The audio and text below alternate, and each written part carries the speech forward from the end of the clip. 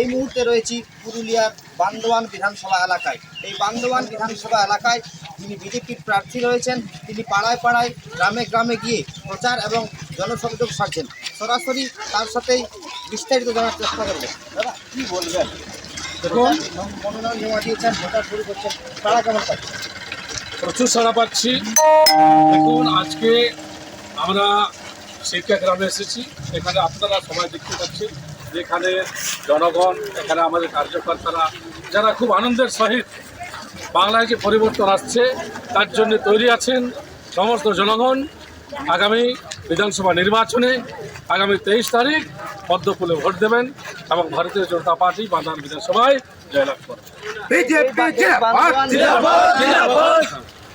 15 এবং 21 তৃণমূলের দখলে ছিল এবং গত যে বিধানসভা নির্বাচন হয়েছিল 21-এ, তার থেকে লোকসভাতে এই বান্দোয়ান বিধানসভায় তৃণমূল লিডের সংখ্যাটা বেশি ছিল। সেক্ষেত্রে ওই জায়গাটা পার করে জয়ীটা কীভাবে দেখছেন, কীভাবে জয়ী হবেন? দেখুন, প্রচুর ভারতীয় জনতা পার্টির কার্যকর্তারা যারা বসেছিলেন তারা সবাই জেগে গেছেন।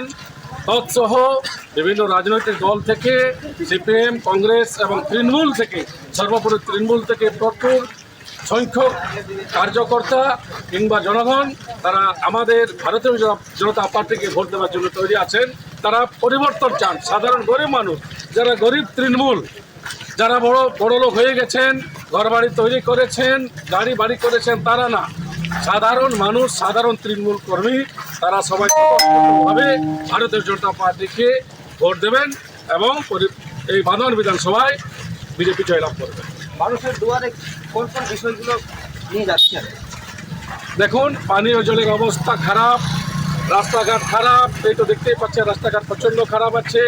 প্রত্যন্ত গ্রামগুলিতে যোগাযোগের সেরকম ব্যবস্থা নেই, পানীয় জল, স্বাস্থ্য, শিক্ষা যে অবস্থায় পড়ে আছে, গ্রামের পাঠশালাগুলি বন্ধ হয়ে আছে শিক্ষকের অভাবে, বেকাররা কাঁদছে, জঙ্গলমহলের বেকাররা কাঁদছে, তারা চাকরির জন্য, তারা একটা কর্মসংস্থানের জন্য নতুন সরকার করতে চায়, ভারতীয় জনতা পার্টি সরকার করতে চায়। বান্দোয়ান বিধানসভা এখনো কি কি উন্নয়ন করতে পারেনি তৃণমূল? তাদের বিপক্ষে কোন কোন বিষয়গুলো আপনারা নিয়ে যাচ্ছেন?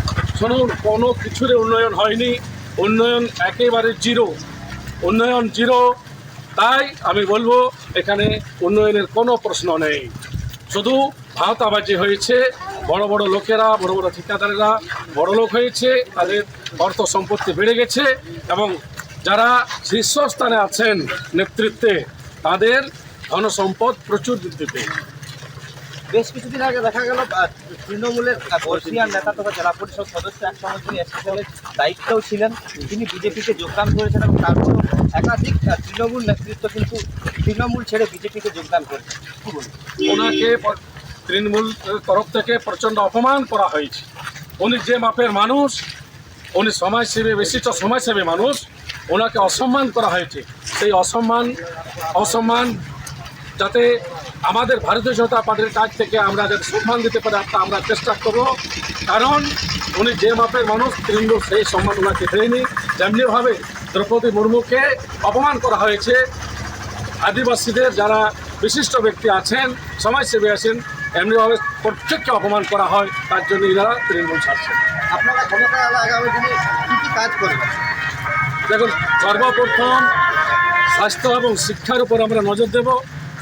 এরপরে রাস্তাঘাট, পানীয় জল, তৎসহ আমাদের যে বিশেষ কাজ আছে, বিভিন্ন ভাষাভাষীর মানুষ আছে কিংবা বিভিন্ন জাতিগত মানুষ আছে, তাদের যে যে দাবিগুলো আছে তা পূরণ করার চেষ্টা করব। জয়ের বিষয়ে আপনি কতটা আশাবাদী? 100%, 100% আশাবাদী।